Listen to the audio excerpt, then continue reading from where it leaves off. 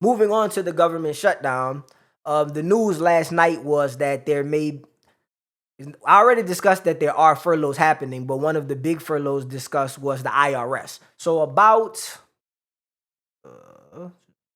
here we go. I found it for this one. There are 75,000 employees working at the IRS. Some 34,000 may be furloughed. So that's like half of the staff at the IRS not going to work, and they won't be received. They probably receive their last 2-week paycheck, but they won't be receiving the upcoming paycheck for this pay period. So that's a big effect for those 35,000 people who may have bills.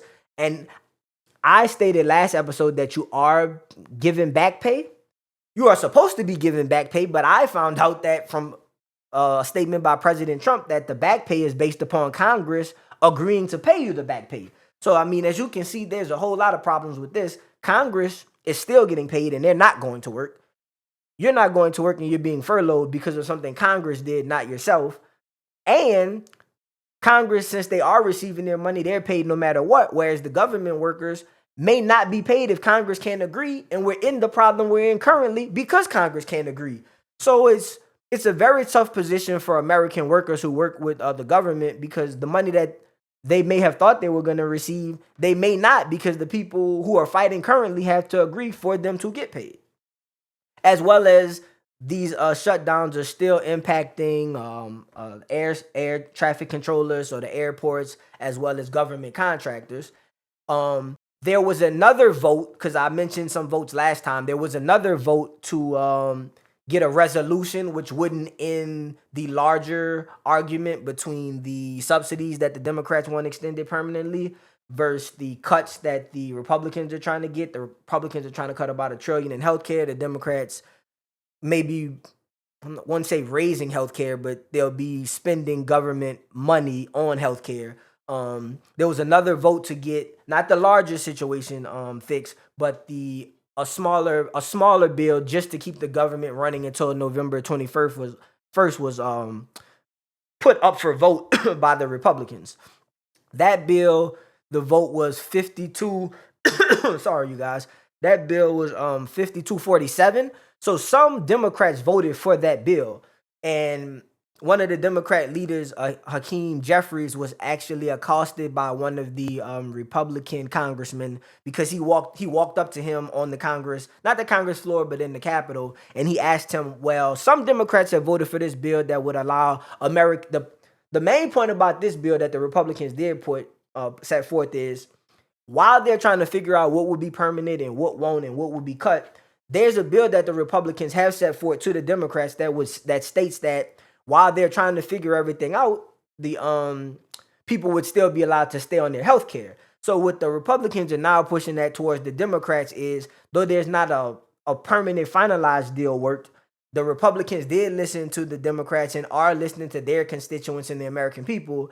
They see that maybe they won't be able to cut the Affordable Health gut it. They basically want to gut the Affordable Health Care Act, but they won't be able to cut it like they would like to. So they've put forth a bill that, I haven't seen the bill, but based upon what the Republicans are saying, they've put together a bill that's allowing some of what the Democrats want. So from their side, it is somewhat of a compromise. And based upon what Hakeem Jeffries said, so I can't speak for all Democrats, he was not open to discussing anything with that particular congressman. He did, however. Politicians are very smart, they're very clever, they're very witty. He did say, while talking to that congressman, he said, well, I offered to talk to Mike Johnson, who is the head of the Republicans. So it might not be a situation of him not liking the bill. He may just want to discuss the bill in front of the American people, and he may just want to discuss the bill in a public fashion against another leader in the Republican Party. So I understand where he's coming from, but that's kind of like theatrics to me. I mean, if there's a bill that some Democrats like and the Republicans like, and it'll keep the government open and it's going to have a compromise, I think that both sides should go ahead and compromise to keep the government open to help all these workers. Before going to that, I was talking to a producer kind of like off camera, and this is just an idea that I had. It's not really, I guess, news, but I don't mind sharing my opinion. I am aware of some people who are paying like $500 a month for insurance. I believe that is high. I'm aware of some people who are paying $10, $15 a month for insurance. That's low. So I can see why people paying $500 a month, and these people I know paying $500 a month are not multimillionaires. They're not running Fortune 500 companies. They're regular, regular workers. I consider lawyers and doctors regular workers. Everyday workers. So the people paying 500, I can understand why someone else is paying 15 a month and they're getting similar care as you. Probably not the same, because as you know, each healthcare policy is different. So maybe for 500, you're getting care more often. You may be not having to come out of pocket as often, whereas some of the people paying 15 may not get all the services. But the people paying 15 may get the same services. I'm probably going to have to go ahead and look into this so that I can give you guys more accurate information. But basically, just the point of my example was to say, I can understand both sides in saying that if you're paying 500 and you want a break, maybe you can't get the break you want. But I think the Democrats and the Republicans should be able to get together and say, we both see how 500 is high on certain people. There should be a way to cut them, even if it's a small bit, to $470 a month.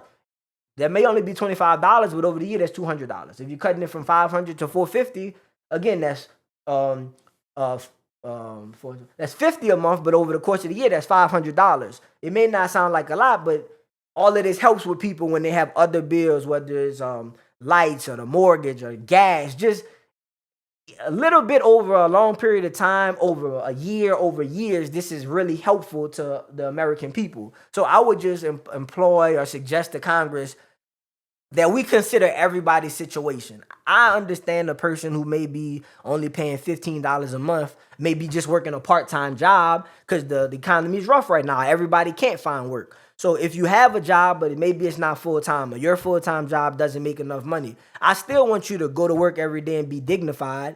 But I am okay with Congress and the other people suggesting that you pay a little bit more for healthcare.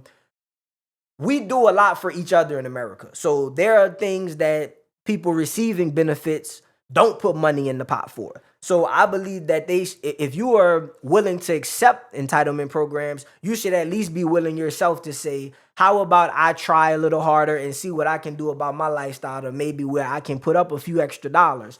I think that would help the American budget, but more important, I think it would help the morale of the America as a whole.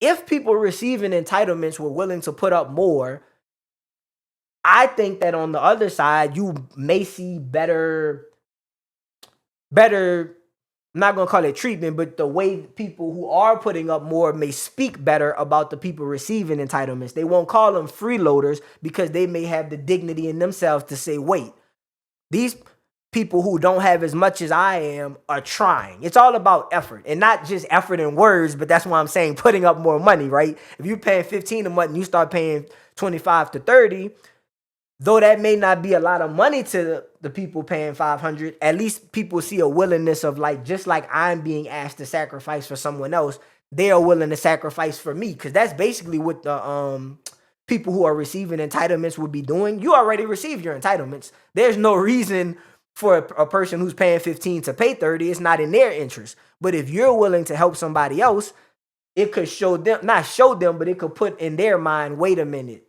this is a give and take. I see what you're doing. I'm willing to do for myself as well. And I just think overall in America, it could just help the morale and help us better engage with one another. If you like this video, please smash the like button, comment, and subscribe. New shows airing Monday through Thursday.